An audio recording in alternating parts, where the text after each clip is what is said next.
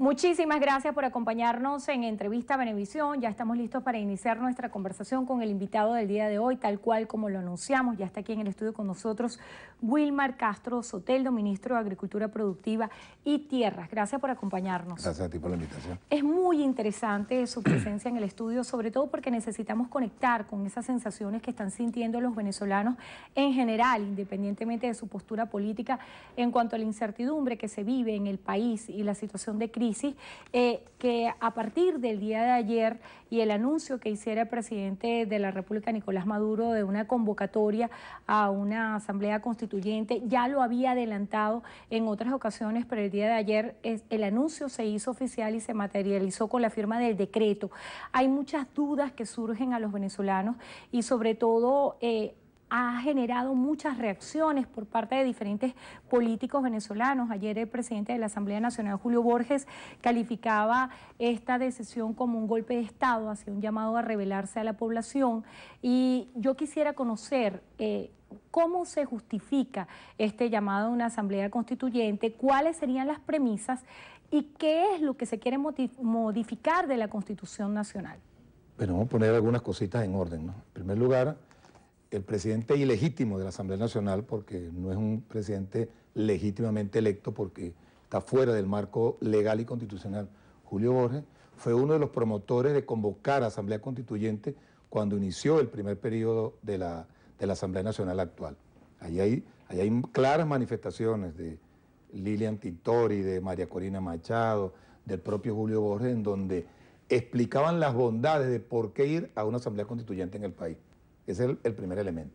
El segundo elemento que hay que destacar es el hecho de que ¿para qué se llama a una Asamblea Constituyente? Estamos llamando a una Asamblea Constituyente para convocar a todo el país, absolutamente todo el país, a debatir los problemas del país, a procurar las soluciones pacíficas que en el marco de la Constitución se establecen y evitar que esos sectores que están allí, maltratándote a ti, maltratándome a mí cuando venimos al trabajo, cuando vamos al trabajo, no opten por esa vía, porque sería interesante preguntarle, ¿cuál es la razón de ser de esas trancas y esas quemas?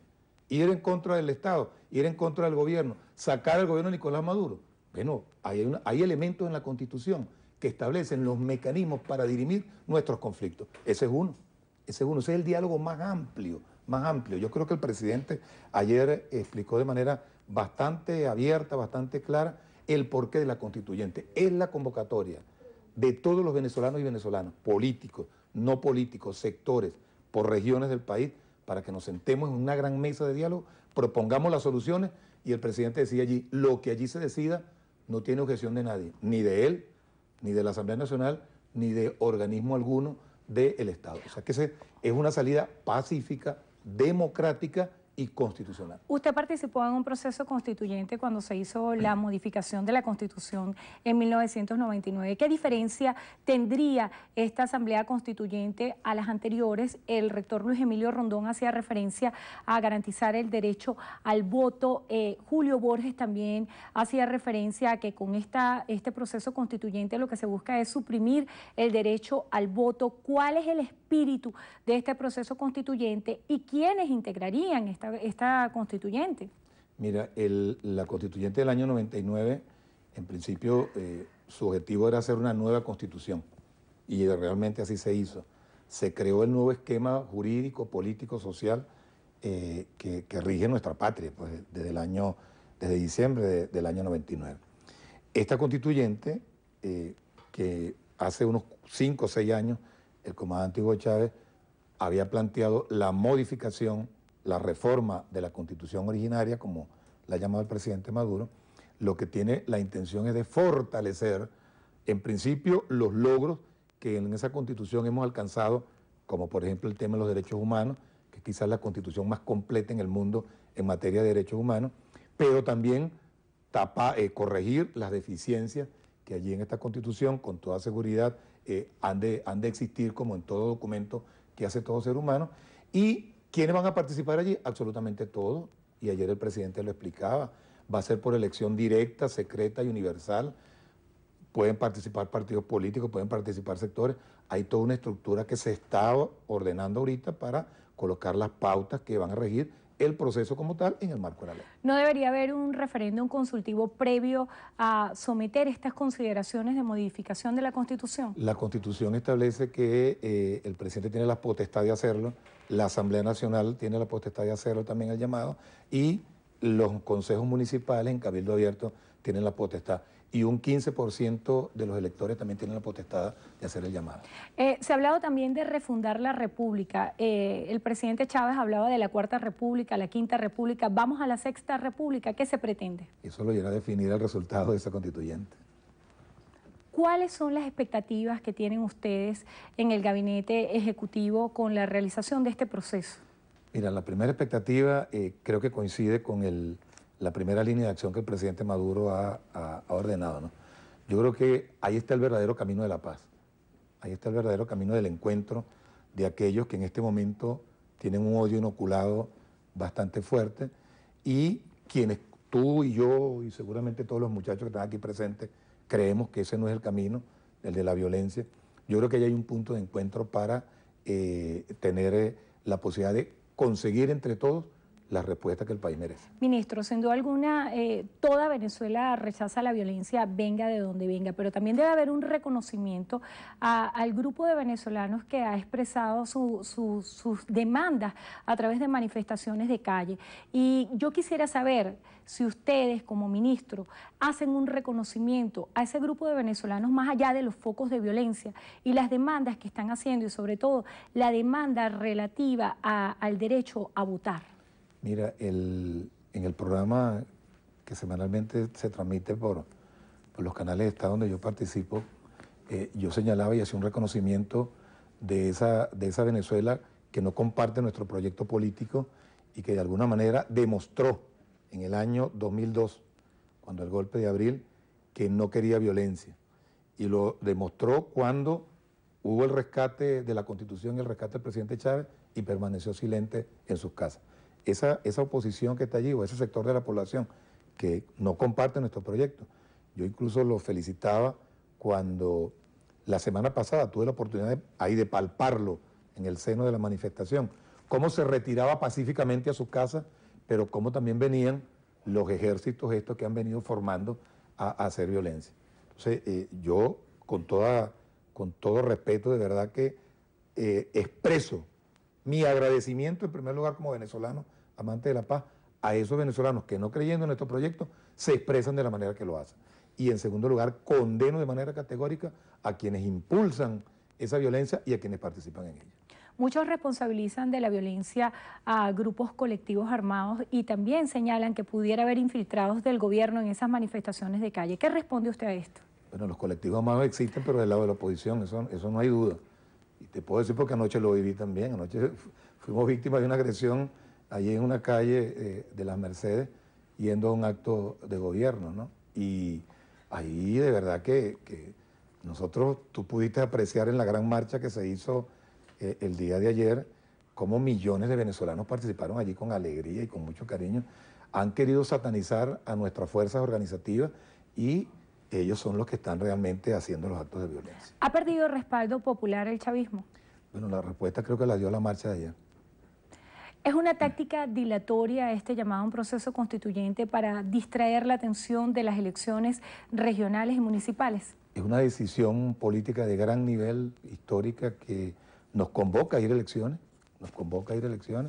Yo creo que yo le recomendaría a los compañeros de la oposición que le echaran una lecturita a la Constitución, a la Constitución de la República Bolivariana de Venezuela, revisaran lo que ahí está planteado y se incorporaran en las mesas de debate para que conformen el esquema de cómo se va a llevar adelante el proceso. Eso es lo que tienen que hacer. ¿Este proceso suprime las iniciativas de elecciones regionales? No, yo creo que no. ¿Se pudieran llevar de la mano ambos procesos? Lo definiría, te repito, el comité que se está organizando para llevar adelante el proceso constituyente. aguas adentro, en el chavismo, ¿cómo se interpreta esta decisión? Porque ha habido distintas posturas y distintos análisis donde se pone en cuestionamiento el trabajo que hizo el presidente Chávez con la Constitución del 99 y se pudiera interpretar este proceso constituyente como una modificación a esta hoja de ruta que estaba prevista en la Constitución. El presidente Maduro ayer destacaba que el propio presidente Chávez llamó a una reforma de la Constitución y muchos de esos chavistas que quizás ahora cuestionan votaron en contra de ellos. Quizás son los mismos que mantienen la posición de que la Constitución se mantenga en su carácter originario. El presidente de la República el día de ayer también hacía un llamado a la calle para hacer un control de precios. ¿Es posible seguir regulando y seguir controlando precios con distintos tipos de cambio y con un control de cambio implícito? El presidente ayer ordenó la conformación de un equipo donde participan el vicepresidente de Economía, el vicepresidente de Planificación y un grupo de compañeros ministros, en donde se van a efectuar mesas de trabajo con los sectores empresariales, con los sectores productivos, con los sectores de consumidores, para valorar una propuesta que evite la especulación. Porque a veces hablamos de control de precios, pero no expresamos la especulación desmedida, perversa que se viene haciendo en los centros de venta directa y en los centros de distribución. El aumento de salario recientemente anunciado, ¿qué proporción guarda a su juicio con la inflación? Bueno, es parte de la batalla que estamos dando, es un mecanismo para también procurar el incentivo a la producción, a incentivar a nuestros trabajadores para que en sus fábricas, como en efecto lo han venido haciendo, incrementen la producción. Y yo creo que al final del juego la respuesta es producir en grandes cantidades, saturar los mercados para que haya suficiente producto y alcanzar cifras de exportación. ¿Es posible esa producción a la que usted hace referencia claro en el marco de tanta incertidumbre? Sí, es posible, mira, y lo estamos corroborando ahora mismo en el marco de la construcción o de la puesta en marcha de la gran feria Venezuela Producción Soberana, en donde ya hay más de 638 empresas registradas, en su mayoría del sector agroproductivo y de los sectores farmacéutico, industrial, que de alguna manera pues han confiado, creen y siguen apostando al país. Yo puedo constatar el crecimiento de empresas de la agroindustria, las cuales tuve la oportunidad de visitar este fin de semana, cómo han incrementado su producción, y bueno, lo que pasa es que tenemos que producir un poco más, pues. Vamos a revisar las preguntas que hace la audiencia. A propósito de ese tema de la producción, Manuel Ruiz plantea, ministro, ¿cuánto más se debe esperar en la sociedad venezolana para ver producción corriente en los anaqueles de manera normal? Bueno, cuando dejen la guerra que nos están haciendo desde fuera y desde adentro, estos sectores que no creen en la paz ni en la democracia, con toda seguridad todos nuestros empresarios, sus trabajadores, el gobierno nacional, van a seguir acelerando los procesos productivos que hasta ahora venimos impulsando. Francisco Piso J2031 plantea, ¿es verdad que de 250 de los 500 constituyentes a participar serán elegidos directamente por el gobierno? No, eso es totalmente falso. También preguntan, ¿por qué existen tierras expropiadas y de uso nacional que continúan sin producción? Están en su mayoría produciendo y otras que no son del Estado están produciendo también. Acerca de esa exposición que está planteada, la Feria Venezuela Producción Soberana, ¿se puede hablar de una Venezuela productiva hoy? Sí, con toda seguridad se puede hablar, independientemente de las dificultades que hemos tenido, que las sabemos todos, las vivimos todos. En el marco de una guerra multifactorial, hay un sector productivo que no se ha paralizado, hay un sector productivo que ha venido creciendo, hay un sector productivo que viene exportando, hay un sector productivo que quiere invertir mucho más. Prueba de ello fue la Expo Venezuela Potencia que se hizo en el Poliedro, que nos obligó literalmente a hacer este encuentro focalizado en el área agroproductiva, en el área de salud, en el área de los productos de higiene del hogar y de aseo personal, que son los tres grandes áreas pues, en donde más nos han golpeado. Y te decía ahorita una cifra de casi 630 y tantas empresas que están allí, que se han venido incorporando, digo empresas de la agroindustria y de la industria, sin contar allí los productores del sector primario. Estamos hablando de un censo hasta ahora, y todavía nos falta, de 63.000 predios productivos pecuarios, de ganadería de distinto tipo, tanto ovino como caprino, sin contar, creo que 46.000 más que nos faltan. alrededor de 62.000 predios de café que tenemos registrados y ya estamos en la cualificación del café. Vamos a tener subasta de ganado, subasta de café de alta calidad. O sea, sí se está produciendo mucho en el país, quizás algunos no quieren verlo y otros que siempre estarán insatisfechos y ojalá siempre sigamos insatisfechos para que sigamos produciendo mucho más.